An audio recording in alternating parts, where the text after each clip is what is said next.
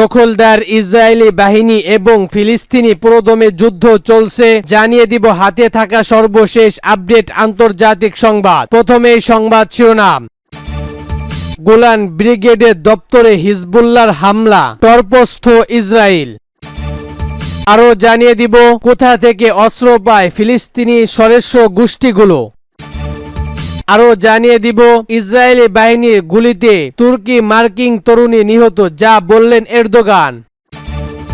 সর্বশেষ জানিয়ে দিব যুক্তরাষ্ট্র ইউক্রেনকে দূরপাল্লার ক্ষেপণাস্ত্র ব্যবহারের অনুমতি দিচ্ছেন না কেন। শুনছিলেন সংবাদ শিরোনাম, এরপর বিস্তারিত। তার আগে আমাদের ভিডিওটি যদি ভালো লেগে থাকে তাহলে লাইক কমেন্ট শেয়ার করে দিবেন, আর আমাদের ভিডিওটি সর্বপ্রথম পেতে চ্যানেলটিকে সাবস্ক্রাইব করে রাখবেন। গোলান ব্রিগেডের দপ্তরে হিজবুল্লাহর হামলা, টর্পস্থ ইসরায়েল। এবার শুন বিস্তারিত।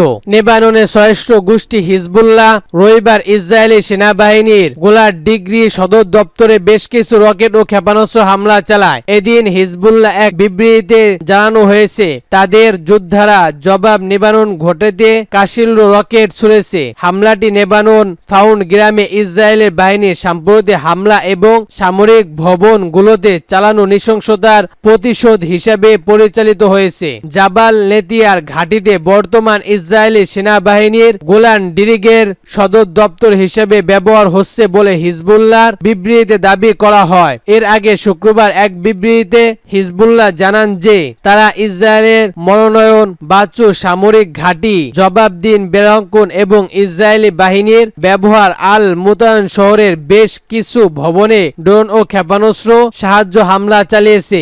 গত বছরের 7 অক্টোবর পর থেকে গাজায় বর্বরত ইসরায়েল অভিযান শুরুর পর থেকে হিজবুল্লাহ প্রতিদিন দখলদার বাহিনীর অবস্থানে তীব্র আশঙ্কা চালিয়ে আসছে, যার উদ্দেশ্য অধিকৃত ফিলিস্তিনিদের উত্তর অঞ্চলে অবস্থান করা ইসরায়েলি বাহিনীর বড় অংশকে তদন্তর রাখা এবং গাজায় প্রতিরোধ যোদ্ধাদের উপর চাপ কমানো। ইসরায়েলি সেনাবাহিনী পরিচালিত রেডিও সম্প্রতি জানিয়েছে আগস্ট মাসে হিজবুল্লাহ দক্ষিণ লেবানন থেকে দখলকৃত অঞ্চলের দিকে 1360টি রকেট ছোড়া হয়েছে, যা গাজায় উপত্যকার নিরীহ ফিলিস্তিনিদের উপর চালানো গণহত্যামূলক যুদ্ধ শুরু হওয়ার পর থেকে সংখ্যার সর্বাধিক। এদিকে হিজবুল্লাহ পরিচালিত লেবানন ভিত্তিক টিভি চ্যানেল আল মায়াদিন জানিয়েছে রোববার স্থানীয় সময় সকাল 8:15 হিজবুল্লাহর যোদ্ধারা ইসরায়েল বাহিনীর হাদায়ামের ঘাঁটিতে ক্ষেপণাস্ত্র হামলা চালিয়েছে। ইসরায়েল গণমাধ্যম হারেজ নিশ্চিত করেছে যে দক্ষিণ লেবানন থেকে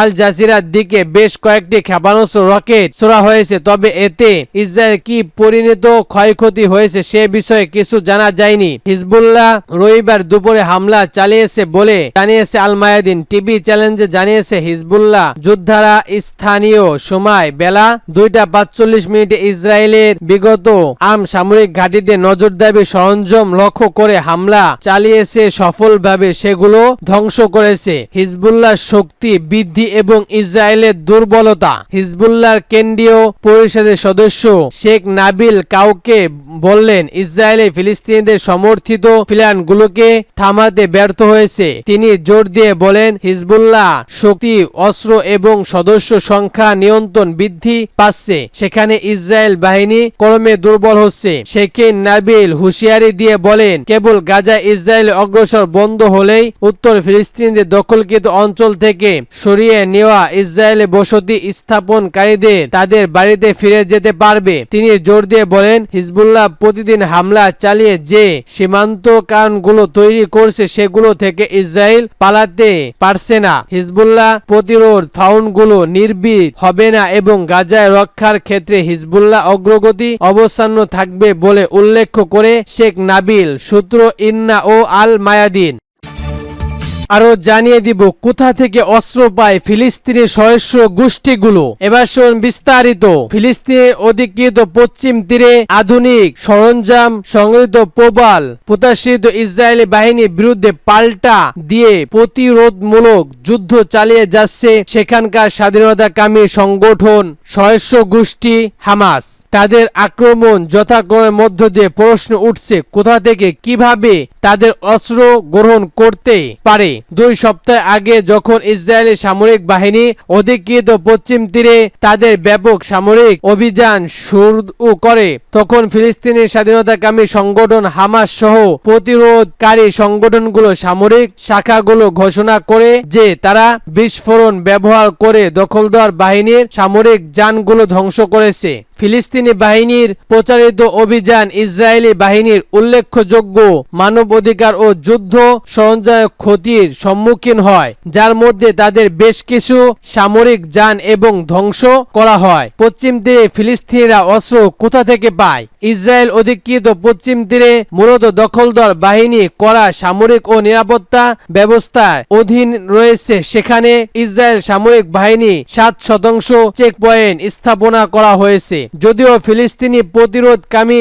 সংগঠনগুলো কখনো তাদের অস্ত্র ও সরঞ্জাম উৎস প্রকাশ করে না, তবে ইসরায়েল মিডিয়া সামরিক সূত্র এবং বিশেষজ্ঞদের প্রতিবেদনের মাধ্যমে কিছু তথ্য পাওয়া যায়। ফিলিস্তিনি সামরিক বিষয় বিশেষজ্ঞ ইউসুফ আল সামরিক মনে করেন ইসরায়েলি দখল দারিদ্র পশ্চিম তীরে প্রতিরোধকামী গোষ্ঠীগুলো অবতীর্ণ মূল কারণ। তার মতে পশ্চিম তীরে অস্ত্রের বর্বরত মূল উৎপাদন এবং সবচেয়ে গুরুত্বপূর্ণ বাজারটি সঞ্চিত ইসরায়েল সেনাদের নিজস্ব অস্ত্র দিয়েছেন। ফিলিস্তিন সহিংস গোষ্ঠীগুলো বিভিন্ন উপায়ে দখলদার বাহিনীর যেসব অস্ত্র সংরক্ষণ করে। ফিলিস্তিনি ইসরায়েল দখলের ৭৬ বছর এবং পশ্চিম তীরে দখলের ৫৬ বছর পর ফিলিস্তিনি গোষ্ঠীগুলো এমন অধিকৃত অর্জন করেছে যে তারা ইসরায়েলি সামরিক বাহিনীর কাছ থেকে অস্ত্র সরবরাহ সরঞ্জাম সংরক্ষণ করতে সক্ষম হয়েছে, আর এই কারণে তাদের অস্ত্রের উৎস প্রকাশ করতে হয় না। বিস্ফোরণ উৎস। এদিকে ফিলিস্তিনি যোদ্ধারা পশ্চিম তীরে যেসব বিস্ফোরণ ব্যবহার করে সেই সম্পর্ক কিছু তথ্য জানা যায় নাই। ইসরায়েলি কর্তৃপক্ষ স্পষ্ট করেছে যে এসব বিস্ফোরণ তৈরির কাঁচামাল খোঁচা বাজারের পাওয়া যায় এবং তা প্রস্তুত করার পদ্ধতি ইন্টারনেটে সহযোগ্য। অস্ত্র সংরক্ষণ এবং সামাজিক সরঞ্জাম তৈরিতে প্রতিরোধকামী সংগঠনগুলো ক্ষমতা তাদের লড়াইয়ে উল্লেখযোগ্য ভূমিকা পালন করে, যা ইসরায়েলি দখলকৃত বিরুদ্ধে তাদের প্রতিরোধমূলক আরও শক্তিশালী করে তুলছে। সূত্র মেহের নিউজ এজেন্সি। আরো জানিয়ে দিব ইসরায়েলি বাহিনীর গুলিতে তুর্কি মার্কিন তরুণী নিহত, যা বললেন এরদোগান। এবার শুন বিস্তারিত। অধিকৃত পশ্চিম তীরে ইসরায়েলি বাহিনীর গুলিতে তুর্কি মার্কিন তরুণী আয়েশা নূর একজি এরগি নিহত হয়েছে। এই ঘটনায় নিন্দা জানিয়েছে তুরস্কের প্রেসিডেন্ট রিসেপ তাইয়িপ এরদোগান। শনিবার 7 সেপ্টেম্বর সামাজিক যোগাযোগ মাধ্যমে এক্সা নিহত তরুণীর শান্তি কামনা করে একটি পোস্ট দিয়েছেন তিনি। খবর জিও নিউজের। পোস্টে তিনি লিখেছেন, শনিবার ইসরায়েলের বর্বরত হামলায় নিন্দা জানান, যা পশ্চিম তীরে একটি মার্কিন তুর্কি বৈধ নাগরিক আন্দোলনকারীদের মৃত্যু ঘটিয়েছে। এরদোগান আরো লেখেন, পশ্চিমা তীরে ইসরায়েলি দখলদারের বিরুদ্ধে একটি মিছিলের উপর ইসরায়েলি বাহিনীর বর্বরত হস্তক্ষেপের নিন্দা করেছে।